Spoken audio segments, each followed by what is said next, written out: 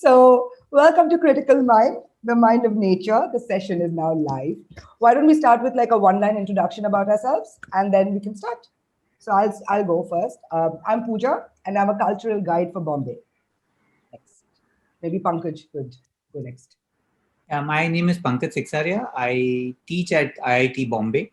So maybe we're in the same city, Pooja? Yes, we are. Great. Yes. I can go next. My name is Ruhi Deol. I am a doctoral researcher at the University of Munich and also a human geographer by background. And I am finishing my research on vulnerability and livelihoods in the Andamans. Okay, so I'm Chitra. I'm a creative writer. I'm in advertising. So I guess in some way I have added to some kind of the flaws of capitalism. So I guess this session can be a kind of way to get out of it. Okay, and now we can start. Pankaj, the floor is all yours. So great. Thank you. And I mean, how should I? So one way to do this is because there's a kind of a topic that was proposed, and at least Ruhi and Chitra perhaps have looked at that and come on board. So one is I could speak about that a little bit. I have a short PowerPoint which could take about. I mean, one could make it really long, but I could, smash it into about 15 minutes to communicate the main idea that I'm trying to communicate. That's one way to do it. The other could be it could be a more free-flowing chat from the beginning, where each one of you could perhaps I can share my story and you all can share yours. And a kind of midway could be I could make it a short presentation introducing the idea, and then maybe we can do the remaining 20-25 minutes as a free-flowing conversation. Yeah. So I think the last. Yeah, the last one. Then should I then is that okay, Ruhi? Yeah, that's fine. That's perfect.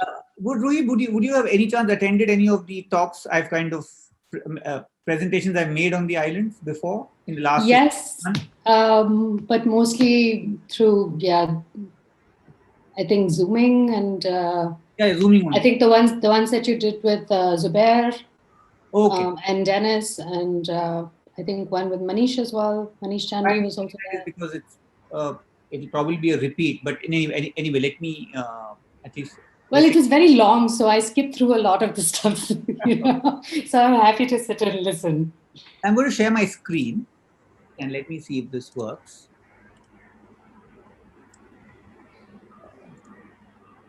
Okay. Can you see the screen? Yeah. It says at the tri-junction of Vigilante. Yes. And is it changing? No, it's all together. Oh, then then there is this problem that happened last time as well. It's not changing at all, right? Can you see a map of the islands? No. Sorry? Can you see a map of the islands? I mean, yeah, but it's a smaller box. Like it's not. It's all together. Yeah, no. So then it's all in gallery view. Yeah, okay. No, so then it's not working. So let me just give me a minute. Let me just see if I can do this differently. Last time too, there was this problem with sharing. I don't know why it's happening. Technology. Yeah, I know, and I'm now. Yeah. Social etiquette of Zoom is also quite interesting. Is what? It's another case study altogether. The social etiquette of Zoom. Yeah, it sounds. I mean, what would it? Is there one? Yeah, I wouldn't know. Oh, I'm failing miserably. Okay. Can you now see a slide? Yes. Yes. And is it changing now? Yes. Yeah. You've seen the cover of a book. Yes. Oh, great. Island in flux. Yeah. So I'm going to keep a sharp eye on the clock, and Pooja, you can also, so that we have time for discussion. So basically, we'll do. You're saying we'll do 15 minutes of presentation. Yes. At 4:30, we need to be wrapping. We'll have 15 minutes left. No, so 4:30 is when I'll give you a alert that we have 15 minutes left. No. I want to finish by 4:20 my presentation, and then 15 minutes for discussion. Perfect. So I will keep a track on time. Yeah. So as the title suggests, this is locating the island is the tri-junction of fragility and vulnerability. And you will see in the middle, I put in brackets or thinking like the islands.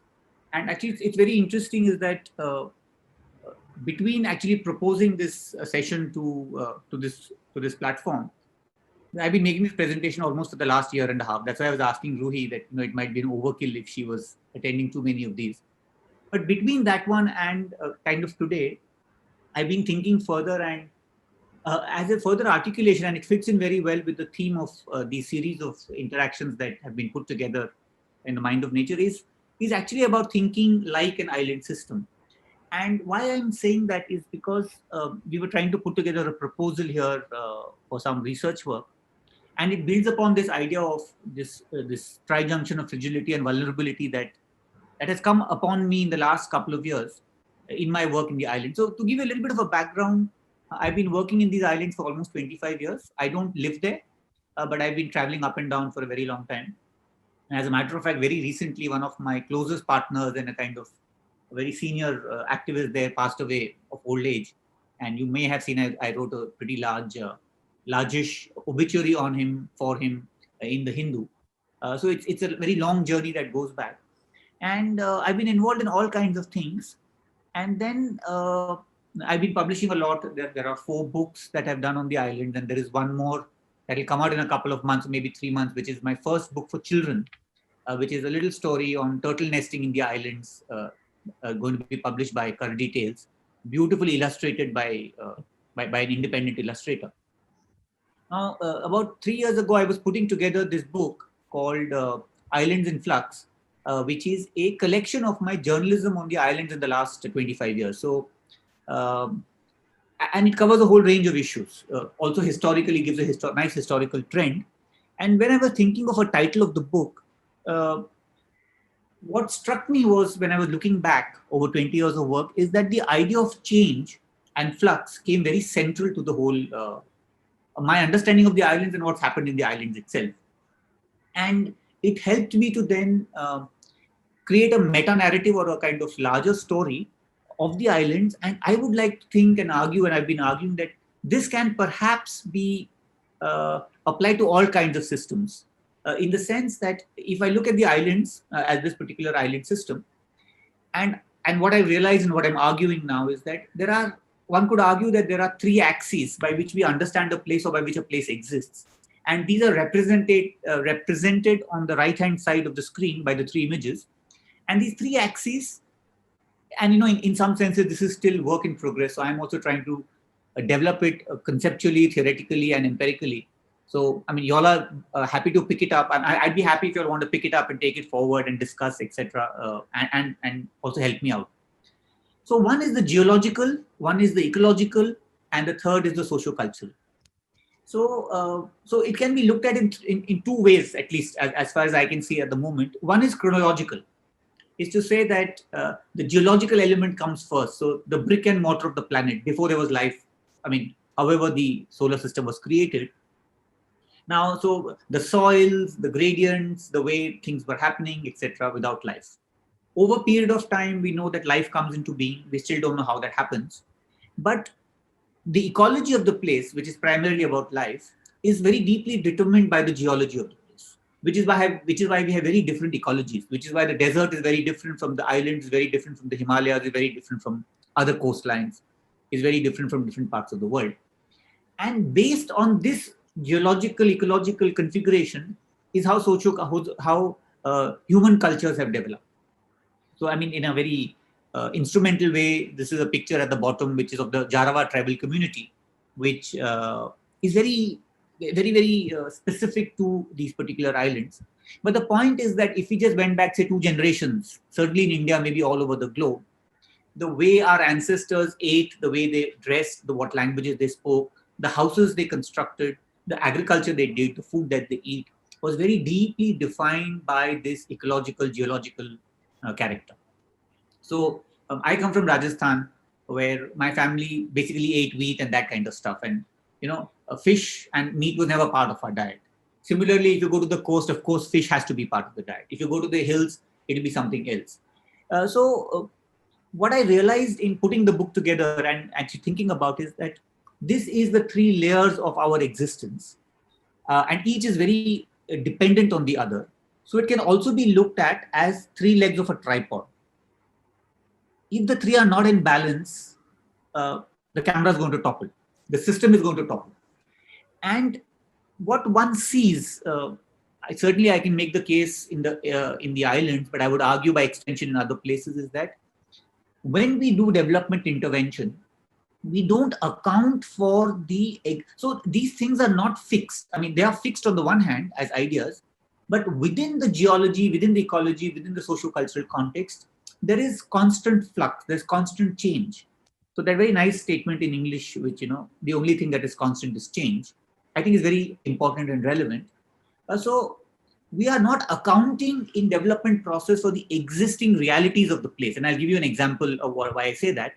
On the one hand, and on the other extreme, we intervene in such significant and humongous manners that the existing balances are so hugely disturbed that the system comes into imbalance again. And the Anthropocene, for example, is a marker of that change, because we have intervened in such major ways across the planet. And if you're aware, the quick pointers of change in the Anthropocene is that nuclear waste, plastic waste, concrete, and chicken bones. If a archaeologist or an anthropologist many centuries later is to dig up the earth, they will find at the turn of this century, between World War II and now, these are four elements that mark a shift in the history of the planet. And these are all, of course, human doings. And nuclear waste, plastic, and of course, concrete is a very important marker of the changes that we have made, of the interventions that we have made. So, and I can give the example in deeply in numerical, empirical terms of what's happened in the islands. And like I said, by extension, can we take it beyond to other systems and make that case? And why this becomes very important and interesting is because it has very important and relevant policy implications. So if you do not account for the geology of a place, if you do not account for the ecology of a place, if you do not account for the socio-cultural context of a place, the argument I'd like to make is that the interventions that you make, these places and these elements, wherever they are, whether it's the Gangetic Plain or it's the deserts of Rajasthan or it is the Deccan Plateau of Telangana, there are certain vulnerabilities and there are certain fragilities of these places.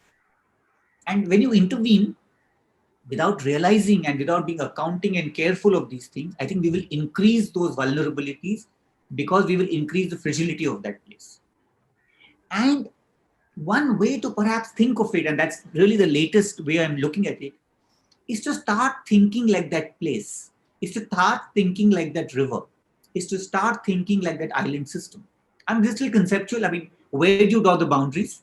Just yesterday, I was in a very interesting presentation in one of our faculty selection meetings, where somebody was talking about the Brahmaputra River and the challenges one faces because of the various countries through which the river flows. And one of the key arguments that have been made across and for a very long time is that these are, integral ecological units. You can't divide them by nation states. So China will look at the Brahmaputra in one way, India will look at it in one way, we will fight with China on the one hand, and we will fight with Bangladesh on the other. But what would it mean if we were to become the river, as it were, and think of the river and how that river flows? And how would we then intervene in those systems or not intervene in those systems? Because the logic that they follow, the values that the system follows, it will be very different from what, say, humans follow. So we get into the trap of looking at it very anthropocentrically. But if for a moment we did that, we would realize that the needs of the system, the needs of the turtle or the needs of the river are going to be very, very different from the way that we conceive, not just what we need, for instance, because that's how we are operating, but also even if we started to think a little bit about how these systems operate. And so if we can start to think about how this island system would be, what the island system would need, what the island system really is, then the minimum one can say, or one I would argue, is that our interventions would be more sensitive in any system, And if nothing else, we at least will be, held to account.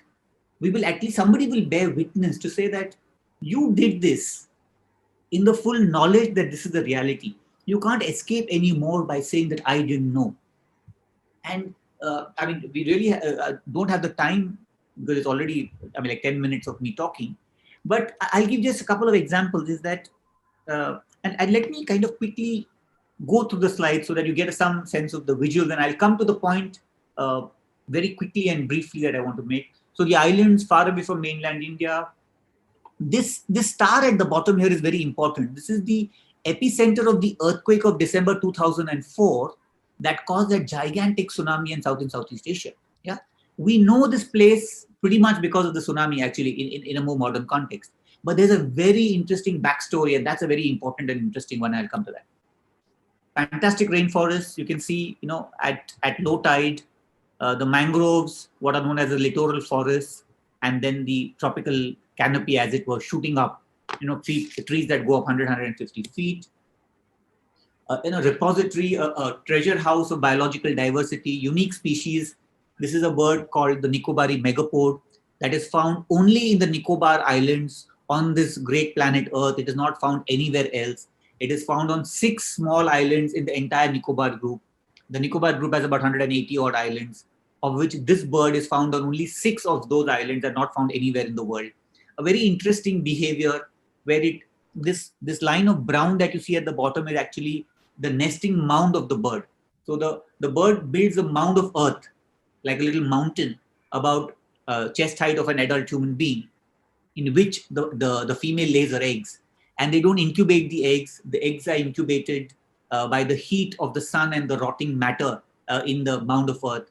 And so very interesting behavior things. It's also known as a thermometer bird, for instance, because while it may not sit on the eggs and incubate them, it still needs to know that the temperature around the eggs is right for the incubation to happen. So it will constantly check with the beak what the temperature is. And of course, it has some kind of rough thermal sensor, as it were. Mangroves, you have breathing roots here. Mangroves are very interesting plant species, live in a very complex and a very difficult ecozone between land and water. Here you see breathing roots. These are roots that grow against gravity because they help the plant breathe. Mangroves are very important as protection of the land from the sea. They are breeding grounds for all kinds of fisheries, and that's why they're also very important for livelihoods of people who depend on fisheries for their livelihood. Home to nesting turtles. This is the track of a giant leatherback turtle on the southernmost island, which is almost in the neighborhood of Indonesia. And I mean, one can speak for an hour about the turtle, so maybe we can set up another conversation, and I can share some of those stories. These are the tracks of the largest turtle found in the waters of the planet. So the oceans of the planet has 7 species of sea turtles, of which the smallest is the olive ridley, and they come to nest, in this season now, for example, on the Orissa coast in their laks. And the largest is this giant leatherback, which can grow up to 6-7 feet in length, can be 500-600 kilograms in weight. And if like I always say, if there was a prize for the gentlest giant on this planet, there are many contenders. The giant leatherback would be a pretty good possibility for a winner. Coral reefs and the fisheries, very important ecosystems for biodiversity, for livelihoods, etc., etc. And then within this context of this forest ecosystem, of this great biodiversity, in these islands, like in many other places, there are these indigenous communities that have been living here for thousands and thousands and thousands of years. This is a very atypical picture of a community known as a Jarawa. Probably you'll have heard of them. I'm sure Ruhi knows, and maybe Chitra also has heard of them. They are known as this, a tribe that doesn't wear clothes, very aggressive, very hostile, which is what the story was about 10-15 years ago, and very rapid changes have taken place. This itself can be a very fascinating story. This picture itself suggests many things that have happened, but we won't go there except to say that history has been very unfair on them, in the sense that the modern history, they're slowly being pushed, one would argue, to a precipice, like some of the other, say, brother communities or sister communities in these islands have been. And for communities that have been there for at least 40,000 years, which recent genetic research tells us, they may not be there in another 50, 60 years, or maybe even 20 years. And there's a lot of evidence of that with, say, other communities, a community known as the Great Andamanese, which were about 5,000 people 150 years ago when the British counted them. Today, they are just 50 individuals. So a viable, thriving human community is almost not going to be there anymore. I will come to this part of that tsunami. So we all know the islands by the tsunami, but we all know that the tsunami is caused by an earthquake. And what happened in the Andaman Island and Nicobar Islands, and which is represented in this picture, was a very fascinating account, which is the backstory of the tsunami, which is not so well known. I have written about it a bit, and now people do talk about it. Is that if you look at my hand here on the screen, with the Andamans in the north, Nicobar in the south, with Port Blair roughly as a pivot in the middle. Yeah, I mean, this is the map of the islands. Andaman in the north, Nicobar in the south, and Port Blair here. When the earthquake happened that morning, 26 December 2004, probably even before the waves of the tsunami hit, the child seesaw in a playground in our cities, where one side goes down and the one side comes up. The Andaman and Nicobar Islands tilted like a child seesaw would permanently. The Andaman Islands that morning came up by about 5 feet permanently. And the Nicobars in the south, in what's known as Indra Point, if you remember that very famous lighthouse, went under by about 15 feet that morning, and it remains that way. Now, this is a phenomenal change that takes place. And you see these images here on the screen. These are very interesting NRSA images of two places. I'm just giving an example. This is an island of Kachal, which is this place here in the Nicobars, what are known as the Central Nicobars. You see this satellite image of 21st December 2004. I hope it's visible on the screen. Yeah. And this image is of 26th December evening. This is the day when the tsunami and the earthquake hit. And if you know satellite imagery, what is red is actually land. So what was land before the earthquake happened is now completely underwater. And this was one of the most badly hit areas because there was a huge human settlement here. And thousands of people died in this particular island. Similarly, we see in another island. So this is what happened. This is Great Nicobar in the extreme south.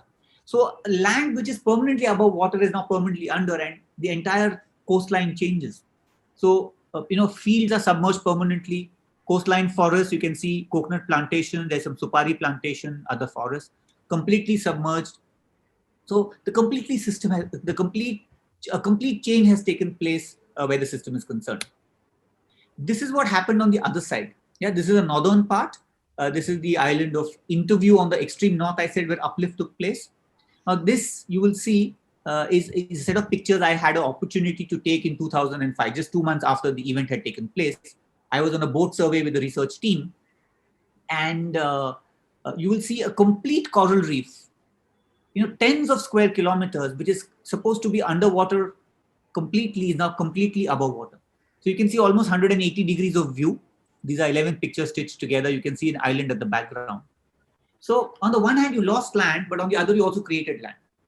Now, this is like the reality of the place. And the point I'm trying to make is this. The Andaman and Nicobar Islands are located along the Ring of Fire. This is where the world's most significant earthquakes, tsunamis, volcanoes actually exist. So the geological reality of the place is a reality of earthquakes, an occasional explosion of a live volcano in this place. It is of the occasional tsunami. Now, this reality cannot be ignored, because we will ignore this reality at our own peril.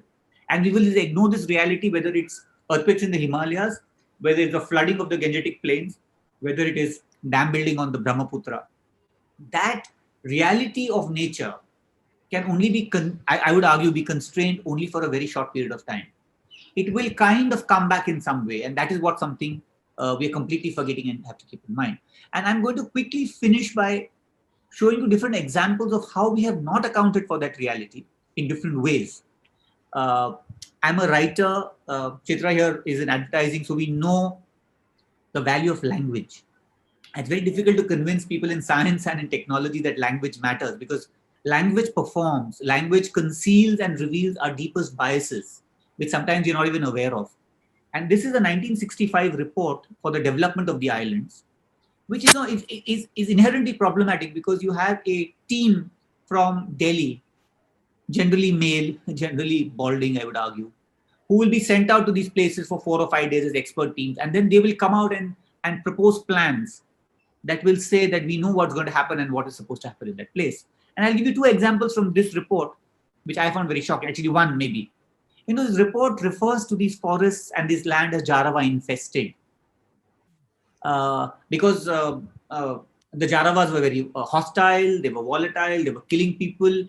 Now, why they were killing people, what is the history, is very interesting. But how can you say that this place is Jarawa infested? And looking at language, again, this group of 4 here would easily recognize it, is that if we just change the language a little bit to say Jarawa inhabited or Jarawa owned, the entire meaning, the entire performance changes. Because the moment it's an infestation, what is evoked in our minds is the sentiment of eradicating that infestation. Yeah, it's a pest or it's a disease. But this is what has animated, this is what has influenced the way this place has been looked at. And it suggested a development plan. And I mean, this is a very old picture of 20 years ago that I took, or maybe 25 now. And it's one of the simplest pictures I've taken, but it's a picture that is one of my favorite and one of the most powerful images that I've made in 25 years of picture taking. Just look at the size of that log of wood. This is a full-grown elephant in a timber yard in one of these islands, and it's almost 10, 15, if I just look at the door where it's about 12 feet in diameter. Just imagine what the tree would have been. And nothing of this seems to count when we do the kind of development planning that we do. Now, and the point is that the thinking like an island, and I'll try and finish in a couple of minutes, thinking island or accounting for the vulnerabilities does not happen in its own way in the 60s. I think there's a context to that. It is 1950s and 60s. It is the Nehruvian era. We are looking at a certain idea of development. We are looking at a certain idea of the nation state. Environment is not a concern. Biodiversity is perhaps not even a word in the English language. So there's a certain context, but even there's no accounting for the fact that the tribal community there has been there for thousands of years. And the lands that the big bosses in Delhi are calling Jarawa infested are actually legally and constitutionally already protected as a tribal reserve. So it's not just a matter of ignorance, which itself is not acceptable. I mean, there's no way they should be ignorant about that. It's also about arrogance. And I'll just jump really later to 50 years because has anything changed? And if I would argue, I would say that actually things have changed for the worse, because this is a couple of pages from a document published by the Niti Aayog a couple of years ago, which was a report for what they were calling, the holistic development of the islands. I wrote about this in the Hindu. There's a piece I wrote about this, where thousands of crores worth of investment is being proposed and being sought in these islands for tourism, for infrastructure, for power in 2017-18 through this document. And believe me, because you must, there are not more than a paragraph in 50 pages on any of these 3 dimensions of the reality of the place. There is no accounting for the fact that proposals are being made in areas that are legally protected as tribal reserves. There's a large area in the island that is still tribal reserve. This document actually proposes development projects inside tribal reserves in violation both of the letter and the spirit. It has no mention of this very unique biodiversity of these islands. And shockingly and scaringly, it has no mention actually of the fact that this island system suffered one of the biggest earthquakes in living memory in 2004, because it happened 100 nautical miles from the Nicobars. That star that I showed you is off the coast of Sumatra. That was Banda Aceh. That is actually, when you people in Great Nicobar say on clear days, you can actually see the landmass of Sumatra. It's that close. And here you have a document that is asking for thousands of crores worth of investment and not even telling you that there are regular earthquakes of 7 and 8 and 9 in this particular system.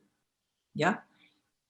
The same document tells you what happens in Dubai. It tells you what happens before and after the Palm Islands. So like I say, they have that much akkal they have. but they have no respect or understanding of what is going to happen in the place that they are talking about. And this is both ignorance and arrogance. And I don't know which is worse, actually, as a matter of fact. And so if the islands were Jarawa infested in the 60s, they are now a prized piece of mid-ocean real estate. This is a very prominent commentator, Ashok Malik, writing in 2014. And this is a reality that's become even more scary today, in today's times, with the geopolitical, strategic kind of context coming in. So Delhi and all of us where we are look at these islands as outliers. They are the frontiers. They are real estate, and you know what happens to land when it becomes real estate.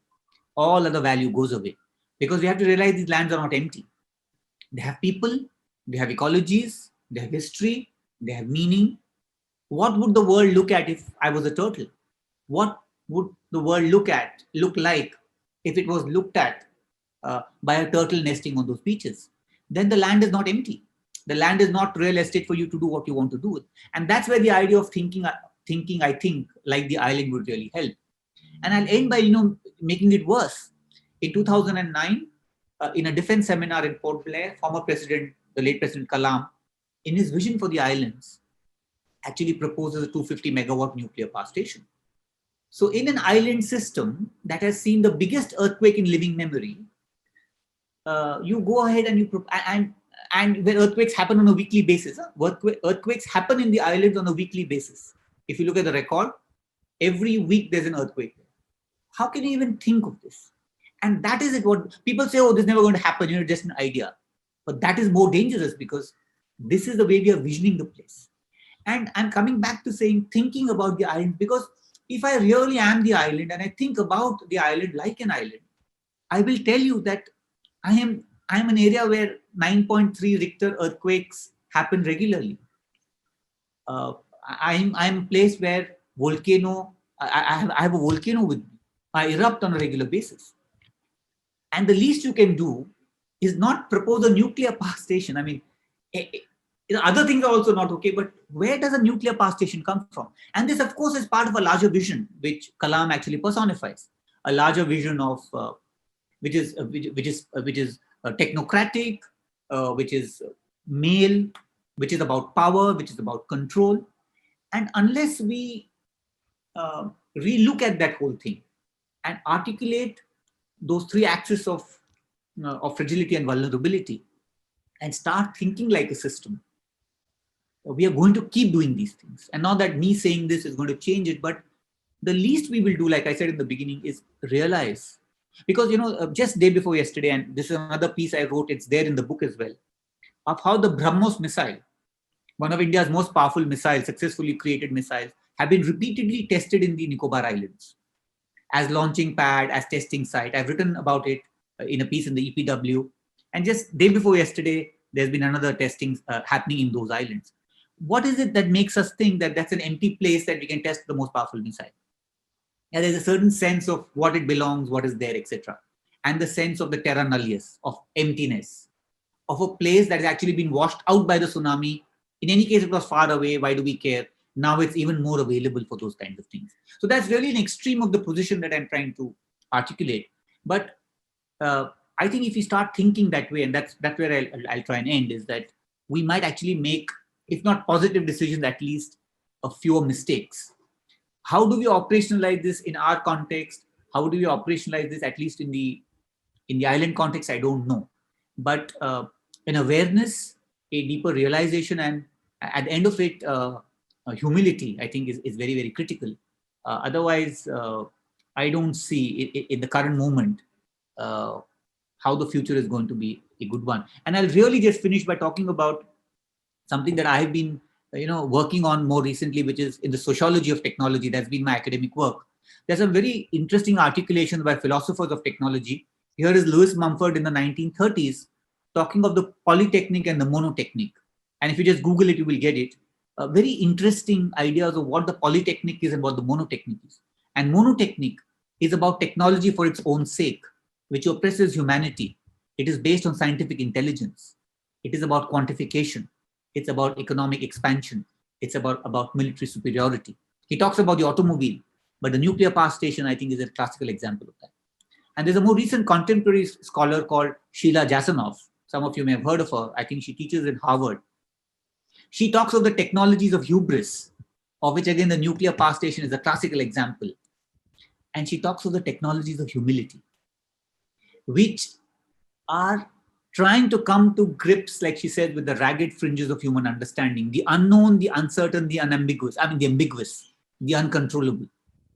How can you ever think of controlling an earthquake?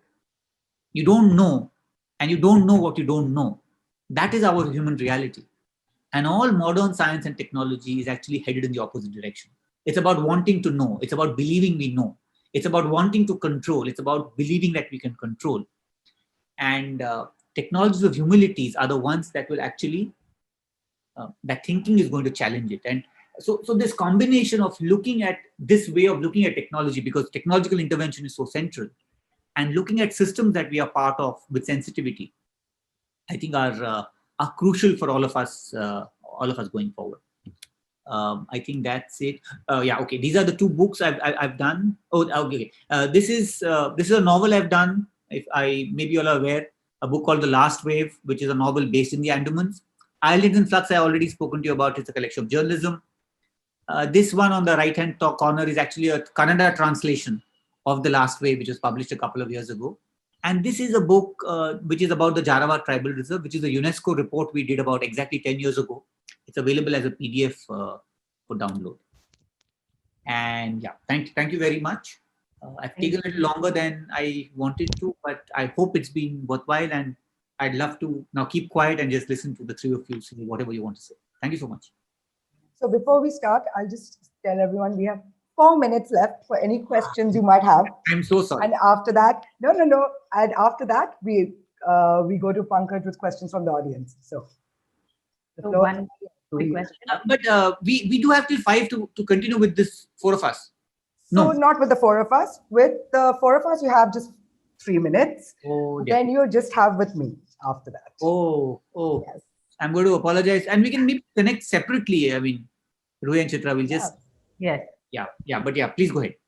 So my quick question to you is, from the Nehruvian time to the current government, what do you think has been the change? Has there been any government that has actually, been a little more careful with the structure of the island, or have they all been equally callous? I think it's a difficult one to say, but I wouldn't. What I would say is that it's not so much about governments as our own thinking about these, including the islanders who have settled from the mainland. So the idea of what is development and the model that we follow. So everybody wants the islands to become a Hong Kong or a Singapore. So for various historical, political, economic reasons, some things have become the aspirational models. And of course, the nation state and the political system does feed into that. I wouldn't say that certainly the current movement is, each one is very different, I would argue, but I think it's, to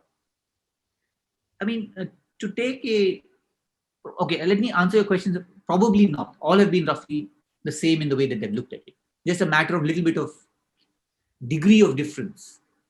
But the approach, the difference of degree, what did I say? Yeah. The approach has been the same.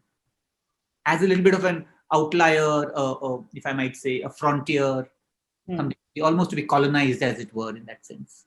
Which is also the fate of island nations, island states. I mean, it's very interesting if you look at the how the militarization of islands takes place.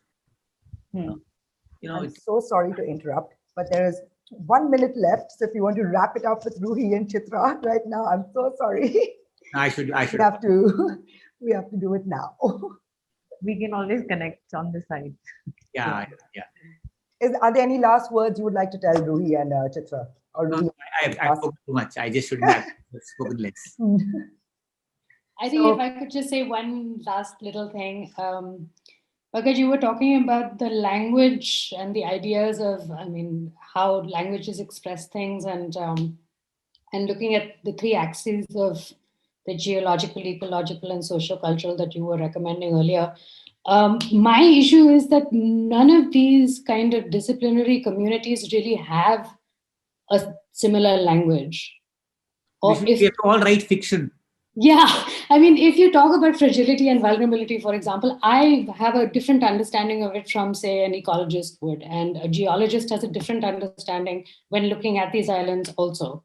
So when you say thinking like the islands, we are also thinking as the people who are living in those islands within all these kinds of All I veggies say and- quickly is that there is work to be done, and there's fantastic possibilities of work to be. How do we? I mean, you really put you hit the nail on the head. A very wrong analogy, but I think that is where the challenge is really in academics, outside of academics, in politics, in economics, etc. And between I think development and academics and the military and all of these. it's a big call, but I think that's what has to be done.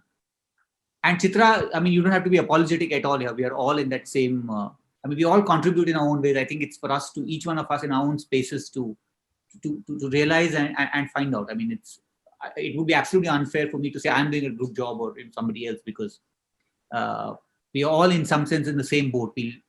We'll sink together or we'll swim together. So thanks for joining. And my apologies for Thank you so much. I close it at least 5 minutes earlier. Thank you, everyone, for Thank you. joining.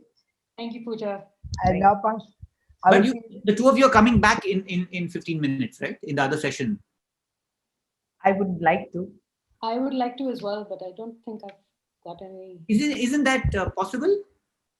we shall figure this out. Who is that other session? Is it just for the panelists? It's just for the panelists. Oh, okay. Okay. Yeah. But They can watch it. They can watch it live. okay. Bye. Thank you All so much. right. Bye. We'll Disconnect. do it again. Send me an email and we'll set up a Zoom chat ourselves, and we can also invite the others. Yes, I would like to. I'd love to hear back from you guys. Yes, me too. Yeah. Okay. Thank you. Bye-bye. Thank you. Bye. Bye. Bye. Take care. So now I have three Yeah. questions for you, Pankaj, and thank you so much for that. It was honestly like whatever you were talking about, it can be applied to everything in the world right now. With the tribes, you can talk about the Amazon, you can talk about the tribes here, it's unfortunately world over, this thinking Sure. that needs to change. Yeah. Now we have three questions from the audience who are watching live. So I'm going to give you one by one, and Oh, we've had people watching this? yes, it's live. Oh, okay. All right. Yes. Okay. So the first one is, how much of your learnings while serving the Andaman Nicobar can be applied to other islands? So I think what I'm proposing is that these three axes, like we discussed, so they would remain the same, any island system. Maybe the geology of the Lakshadweep is, of course, very different from that of the Andaman. So as an island system, or an island in the Brahmaputra River, to be the biggest riverine island, will have a completely different configuration. But the three axes, I mean, there might be others, will remain, and the specifics of these will be what we need to look at. And that is what we need to start doing when I'm proposing that we start thinking like that particular system. Because earthquakes may not come, say, in the Brahmaputra River, but there'll be a lot of flooding will happen, and that will have an impact on that island system or whatever.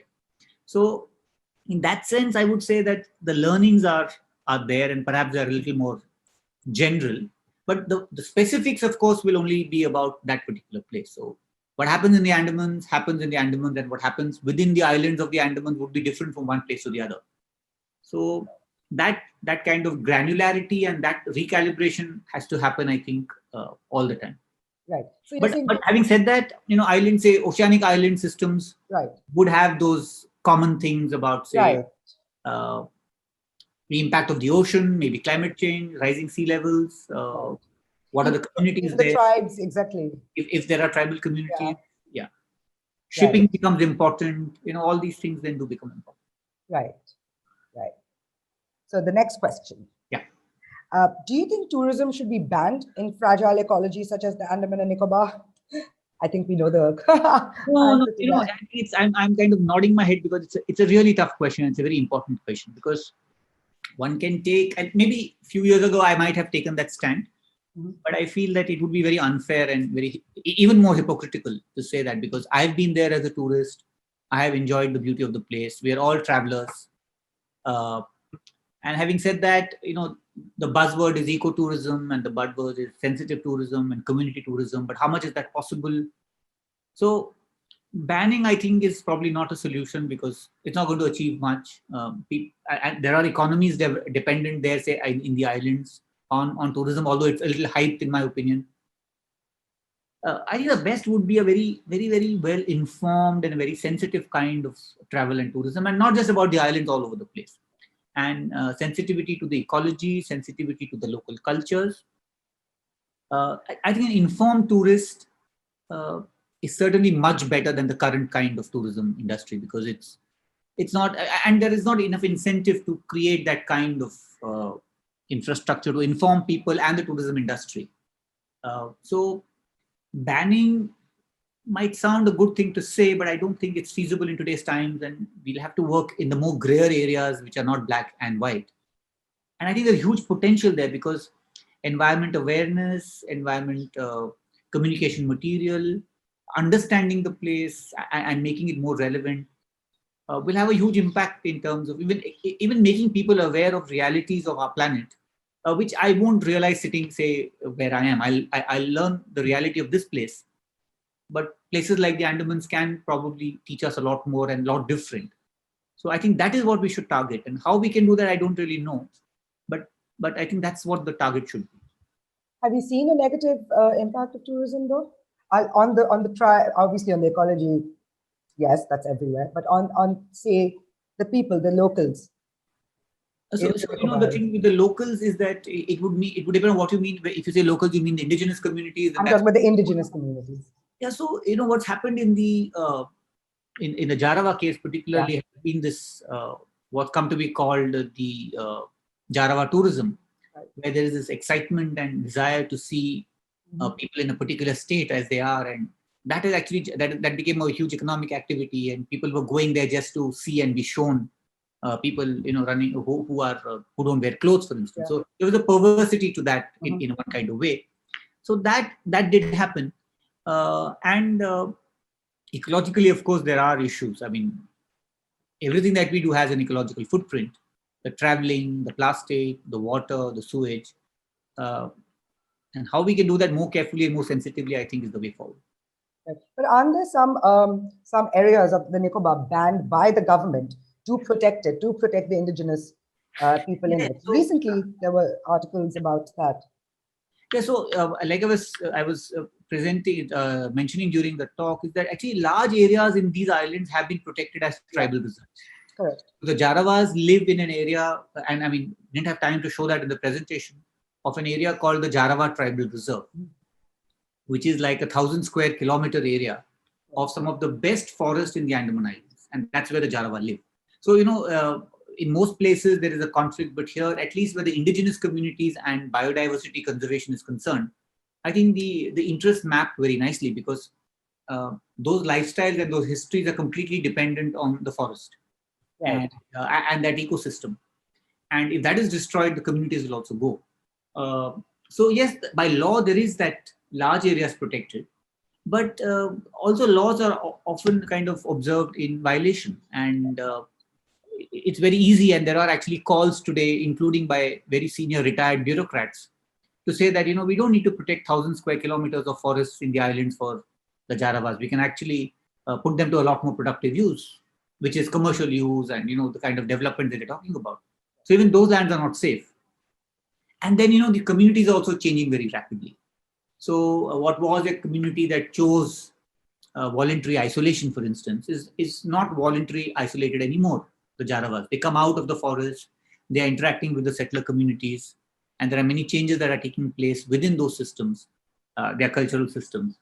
So it's a very dynamic situation, and we have to be aware of those changes, while at the same time demanding that those forests and those landscapes and those people are protected by law, and the protection continues as it exists today. Right.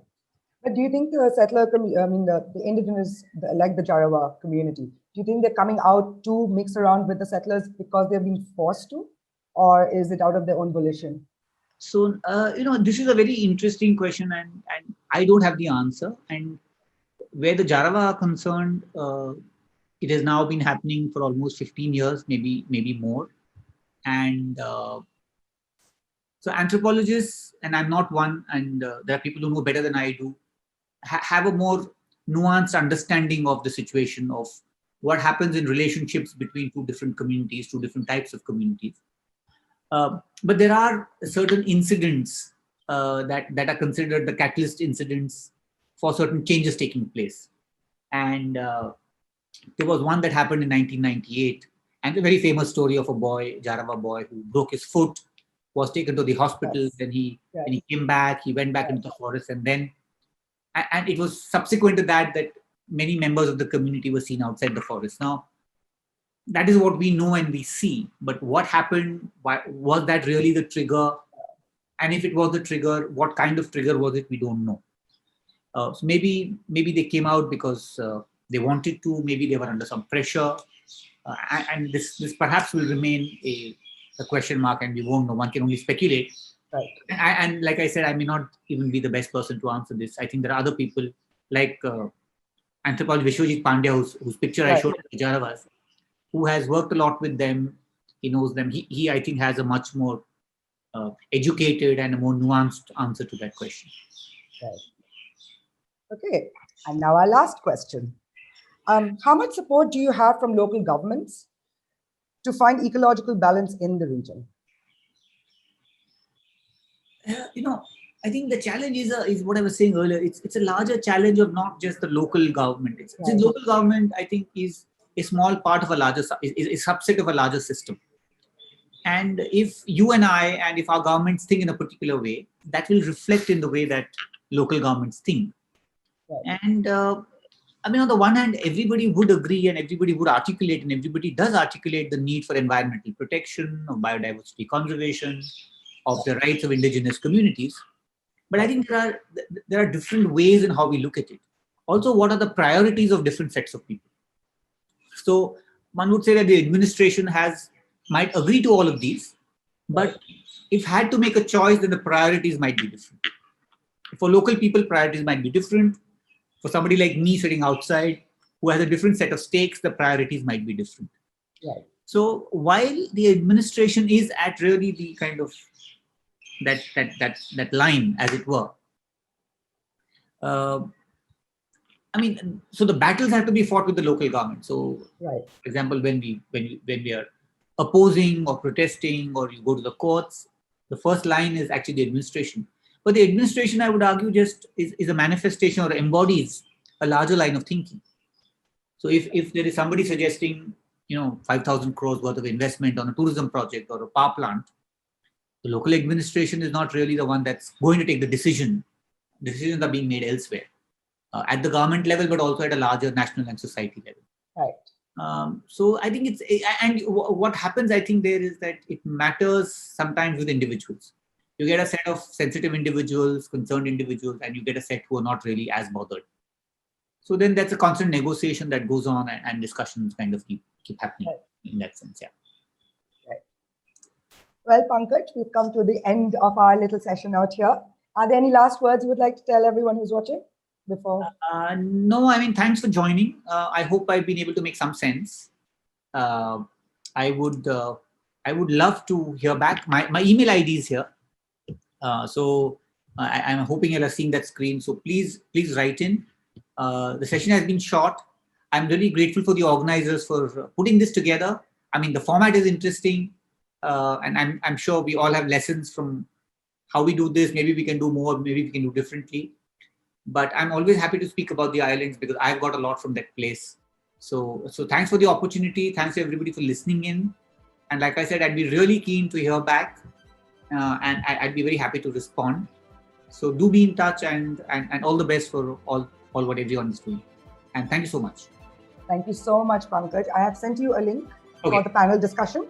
Okay. That's next. Yes. And thank you so much. And I hope that this is going to affect everyone with the way we think and change our perspective in whatever little way we can, living in a city or living wherever we are. Sure. Thank you so much, Pankaj.